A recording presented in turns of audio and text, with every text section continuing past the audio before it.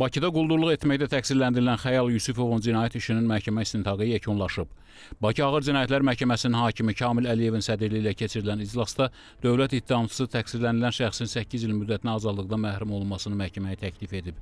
Müşavirədən sonra hökm elan edilərək Xəyal Yusifov 8 il müddətinə azadlıqdan məhrum edilib. Qeyd edək ki, hadisə 2025-ci il martın 6-sında axşam saatlarında paytaxtın Nizami rayonunda yerləşən şərab evlərinin birində baş verib. Polisə naməlum şəxs tərəfindən həmin yerdə çalışan 21 yaşlı satıcını kəsici deşici alətlə hədələyərək içərisində 1000 manat olan kassa aparatını talaması barədə məlumat daxil olub. Nizami rayon polis idarəsi 25-ci polis şöbəsi əməkdaşlarının keçirdikləri tədbirlərin nəticəsində quldurluq əməlini törətməkdə şübhəli bilinən 29 yaşlı Xəyal Yusifov müəyyən olunaraq saxlanılıb. Onu da qeyd edək ki, hadisənin görüntüləri veb kameralar vasitəsilə anbağın qeydə alınıb. Faktla bağlı cinayət işi başlanılıb və Xəyal Yusifova qarşı cinayət məcəlləsinin quldurluq maddəsi ilə ittiham irəli sürülüb.